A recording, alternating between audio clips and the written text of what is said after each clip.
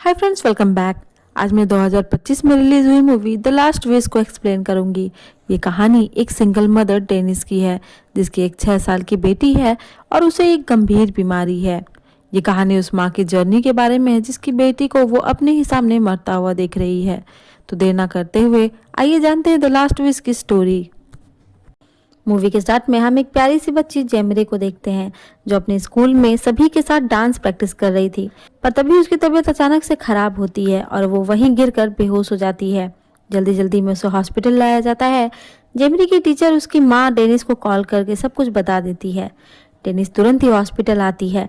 Teacher बताती है कि जेमरे शायद डांस करते वक्त ज्यादा एक्साइटेड हो गई होगी, जिसके कारण ही वो बेहोश हो गई है। पर ऐसा कुछ भी नहीं था। डॉक्टर डेनिस को दुखद खबर देती है कि उस 6 साल की बच्ची जेमरे को एड्स है।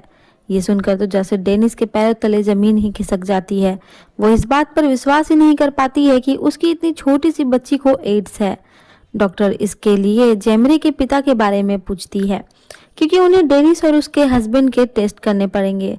पर डेनिस बताती है कि जब वो प्रेग्नेंट थी तभी एक एक्सीडेंट में उसके पति की मौत हो गई थी। डॉक्टर बताती है कि या तो जेमरे को ये बीमारी जन्म से है या फिर ब्रेस्ट फीडिंग के दौरान उसे हुई है, यानी कि जेमरे को ये बीमारी उसकी माँ से मिली है। इसका मतलब ये है कि डेनिस खुद भी HIV पॉजिटिव है। डेनिस को इन बातों पर विश्वास करना बहुत मुश्किल हो रहा था। डेनिस डॉक्टर से पूछती है कि अगर वो भी HIV पॉजिटिव है तो अब तक तो उसे मर जाना चाहिए था। पर डॉक्टर बताती है कि जरूरी नहीं है कि हर HIV पेशेंट की जल्द ही मौत हो जाए। ये सब सुनकर डेनिस सोचती है कि आखिर उसे HIV कैसे हो सकता है। और इसी के साथ हम डेनिस के यादों में 8 साल पीछे जाते हैं, जब एक पार्टी में पहली बार वो जेमरे के पिता से मिली थी। उसका नाम टोल्गा था। उसे डेनिस पहली नज़र में ही बहुत पसंद आ चुकी थी। वो डेनिस को अप्रोच करता है। डेनिस को भी टोल्गा बहुत ही पसंद आता है। बीतते समय के साथ दोनों एक दूसरे से बहुत प्यार करने लगते हैं। दोनों साथ में बहुत खुश थे। पर फिर एक दिन डेनिस को पता चलता है कि वो प्रेग्नेंट है। डेनिस इससे बहुत डर जाती है। जल्दी जल्दी में प्रेगनेंसी की डेनिस से वहीं गिर जाती है और वो यहाँ से टोल्गा से मिलने चली जाती है। पर डेनिस के निकलते ही उसके पिता को वो किट मिल जाती है, जिससे उन्हें डेनिस की प्रेगनेंसी का पता चल जाता है। वहीं हम टोल्गा को देखते हैं, जो कि अभी भी अपने पैरों पर खड़ा होने की कोशिश कर रहा था। उसने एक कैफे खोला था, पर अभी तो वो कर्ज में ही था। डेनिस उसके पास तो जाती है, पर उसे कुछ कह नहीं पाती है। फिर कभी बताने का कहकर डेनिस वहां से चली जाती है, पर उसे कहाँ पता था कि वो टोल्गा को आखिरी बार देख रही है। वहीं घर पर एक बड़ी मुसीबत डेनिस का इंतजार कर रही थी। डेनिस के पिता उस पर बहुत गुस्सा करते हैं, उसे मारते हैं और फिर घर से भी निकाल देते हैं। वो टोल्गा को कॉल करती है, पर दूसरी तरफ से कोई भी रिस्पॉन्स नहीं आता है। घर से निकलकर वो सीधे टोल्गा के कैफे जाती है, पर वो अभी वहां पर नहीं होता है। बहुत इंतजार करने के बाद वो टोल्गा के घर चली जाती है, पर तब तक बहुत देर हो चुकी थी। टोल्गा ने अपने ही घर में सुसाइड कर लिया था।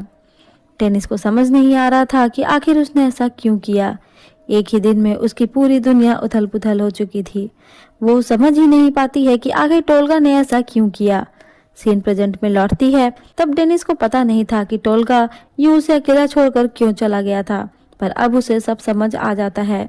दरअसल टोल्गा भी HIV पॉजिटिव था। जब तक उसे पता चला तब तक वो लास्ट स्टेज पर था।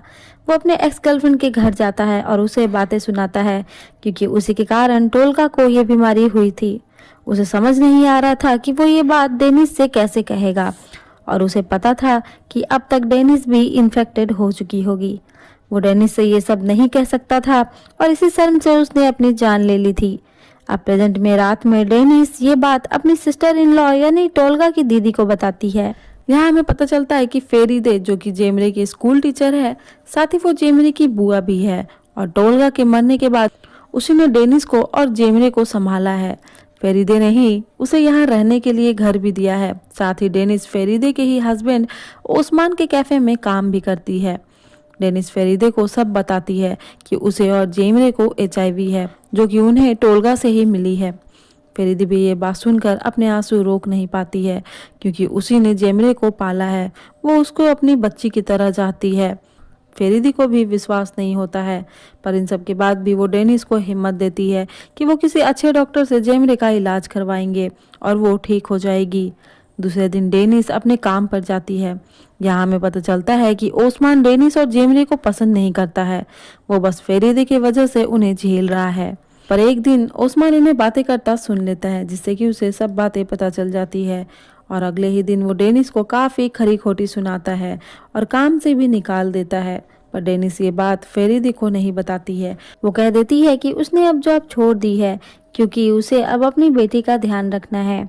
पर घर जाकर फेरिदे को पता चल जाता है कि ओस्मान को सब पता चल चुका है और उसी ने डेनिस को काम से भी निकाल दिया है। इस बात पर दोनों में बहुत लड़ाई होती है। दूसरी तरफ डेनिस को जेमरे की लिखी एक विश लिस्ट मिलती है, जिसमें जेमरे ने लिखा था कि उसे एक कैट चाहिए। दूसरी विश थी कि वो सेमेस्टर के एंड में बेरीज के साथ डांस करना चाहती है और तीसरी कि वो अपने पिता से मिलना चाहती है। बेरीज जेमरे का क्लासमेट है, साथ ही वो उसका बेस्ट फ्रेंड भी है, जिसके साथ वो डांस प्रैक्टिस करती है। खैर, अब दिन पर दिन डेनिस की मुसीबतें बढ़ती जाती है। ओस्मान ने जेमरे और डेनिस की बीमारी की खबर कुछ औरतों को बता दी है, जिसके बच्चे जेमरे के ही क्लासमेट हैं। तो वो औरतें स्कूल में हल्ला मचा देती हैं, जिससे सभी पेरेंट्स जेमरे को स्कूल से निकालने की मांग करने लगते हैं। सभी अपने बच्चे को जेमरे से दूर करने लगते हैं। उस छोटी बच्ची को तो समझ ही नहीं आ रहा था कि उसके साथ सब ऐसा क्यों कर रहे हैं, पर उसे भी अब तक पता चल चुका था कि उसे कोई खतरनाक बीमारी है। जब सब बच्चे उससे दूर हो रहे थे, तब भी बेरिस उसके साथ ही था और उसके साथ ही खड़ा रहता है, पर उसके भी पिता उसे वहां आकर उसे जबरदस्ती वहां से ले जाते हैं। अब घर लौटते वक्त जेमरे रोती हुई डेनिस को ये सब बातें बताती है। तब डेनिस जेमरे को संभालती है। दूसरी तरफ फेरिदे और ओस्मान में फिर से झगड़ा होता है, क्योंकि ओस्मान ने HIV की बात सभी को बता दी थी। उनका ये झगड़ा डिवोर्स तक पहुंच जाता है और ओस्मान गुस्से से वहां से चला जाता है, ये कहकर कि वो दोबारा कभी भी यहाँ पर नहीं आएगा। वहीं बीतते समय के साथ जेमरे की तबीयत बिगड़ने लगती है। वो कमजोर हो चुकी थी। डेनिस जब उसे ब्रेकफास्ट के लिए बुलाती है तो वो रास्ते में ही गिरकर बेहोश हो जाती है।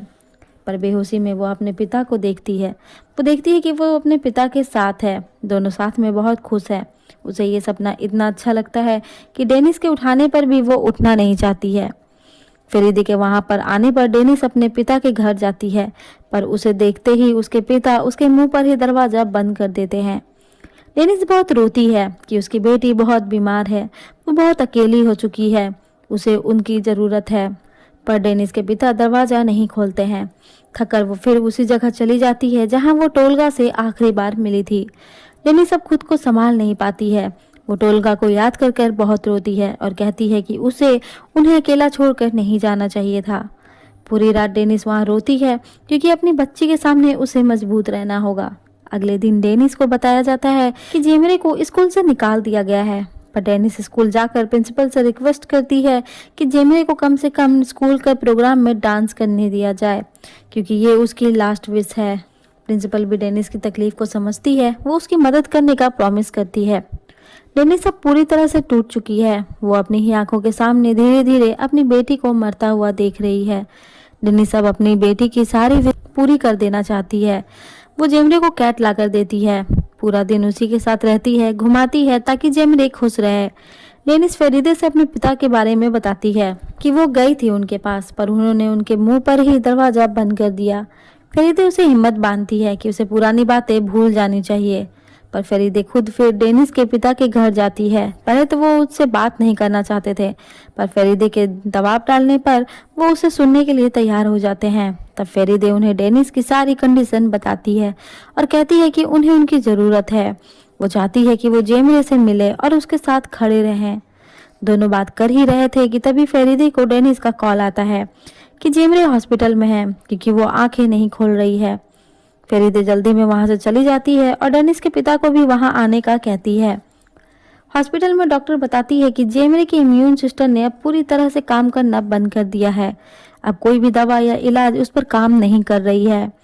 तो आज से उन्हें बस यही करना चाहिए कि इन आखिरी दिनों में जैसे जेमरे को खुशी मिले उसे वैसे ही रहने दे।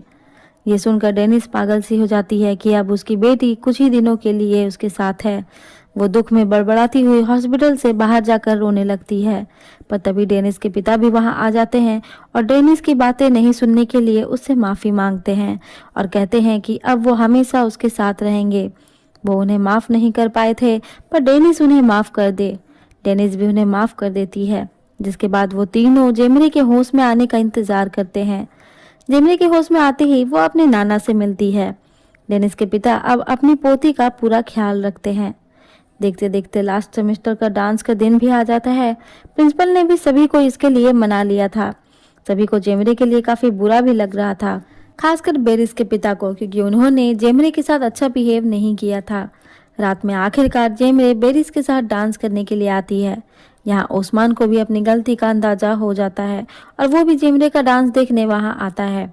सभी जेमरी और बेरिस के लिए तालियां बजा रहे थे। दोनों साथ में डांस करना शुरू करते हैं। डांस शुरू होने की थोड़ी देर बाद ही जेमरी सभी अपने लोगों को देख रही थी, क्योंकि वो समझ चुकी थी कि अब उसका आखिरी वक्त आ चुका है। देखते ही देखते जेमरी डांस करती हुई नीचे गिर जाती है। जेमरी अब सभी को छोड़कर जा चुकी थी। सभी ये दृश्य देखकर रो पड़ते हैं। डेनिस की दुनिया पूरी तरह अब उजड़ चुकी थी। पहले उसने अपने प्यार और अब अपनी बेटी को भी खो दिया था। वो बुरी तरह से रो रही थी। वहीं हम जेमरी को देखते हैं। जब उसकी आंखें खुलती है तो वो अपने सामने अपने पिता को देखती है, जो उसे अपने साथ लेने आए थे। जेमरी खुशी खुशी अब अपने पिता के साथ दूसरी दुनिया में जाने लगती है। डेनिस भी समझ जाती है कि जेमरी अब अपने पिता के साथ होगी और वो उनके साथ बहुत खुश भी होगी। अब क्योंकि डेनिस को भी एड्स है तो कभी न कभी वो भी मारी ही जाएगी। इसी सैड एंडिंग के साथ ये मूवी यहीं खत्म हो जाती है।